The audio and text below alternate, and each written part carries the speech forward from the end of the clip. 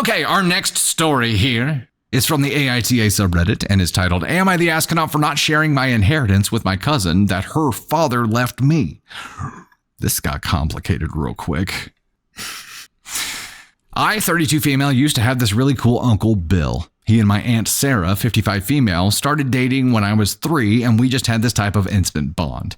I loved this guy and he spoiled me to pieces. It was a constant joke that the only reason he married my aunt was so I'd officially be his niece.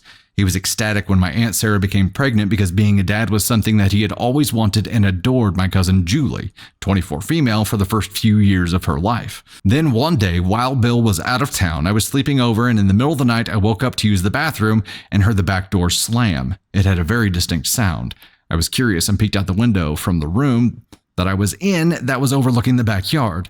There was a man there talking to my aunt, laughing and hugging before we went away, and the way that he left was not circling around to the front where the other cars would be going over the fence, and I thought that was weird.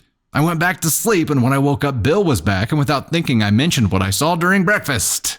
Sarah tried playing it off, but she was weird about it. Unfortunately, that began an avalanche and mess of not only did it come out that Sarah was having an affair and Julie wasn't his, but my mom and maternal grandparents knew and said nothing.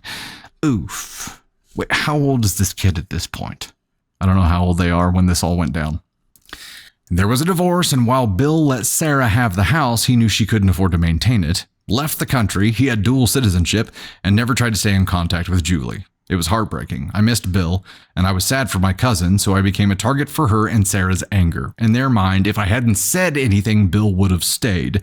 I felt so guilty about it for years that I accepted their acts of wrath and silence, but when Julie hacked my email to reject my offer of admissions to my dream college and 2 scholarships, I just couldn't take it anymore. They what the what? They what the what? So now they're committing crimes because Mama sleeping around isn't the reason that Bill left. It's because you pointed it out as a kid. Cool. They're getting an immediate this for that. There was a huge blowout between my mom and Sarah. We've all been VLC since.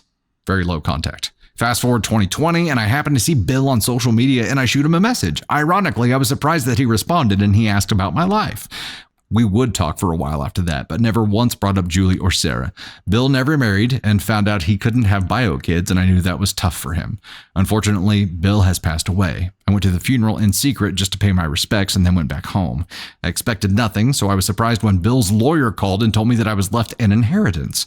I was surprised, and so was Bill's ex-girlfriend, because she tracked me down on social media and put me on blast where all of my extended family could see, and word got back to Sarah and Julie. They think that I'm a witch, and my grandparents want me to split it to keep the peace, but I kind of don't want to given how they treated me. Am I the astronaut? Am I the astronaut for not sharing my inheritance with my cousin that her father left me? Father, quotation marks here. Hell no. Hell no. Hell no. There was a legal document that says this belongs to you. They don't get to decide differently. The only person who could make that decision is gone now. The final decision has been made. Now that money is yours. You decide what to do with it. You're not your grandparents. Not your grandparents. It's not your fault that she screwed around. She fayfoed in real life. It's not your fault that she found out. She around and he found out. Bill left. Found out his daughter wasn't his, and unfortunately, I don't know how old she was in that process too, picked up and left and burned that bridge too, which sucks. It sucks for the kid. Like, I understand, like, having one parent do that, finding out your dad isn't your real dad, and then he's gone. I understand that would be very, very tough, and I understand that she's harboring some feelings, but they should all be directed at her mom, who still to this day will not accept responsibility for what she did, but blames someone who was a child at the time for outing her. And now says that she deserves part of the money that was left by the guy that she cheated on? No. Take it up with Bill, bitch. Blah. You should just be like, okay, you know what? I understand how upset you are.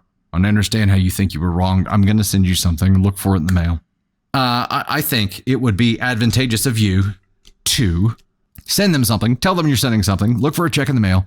But they open up that certified letter. It should be certified. Make them sign for it. And then they think it's like a legit thing.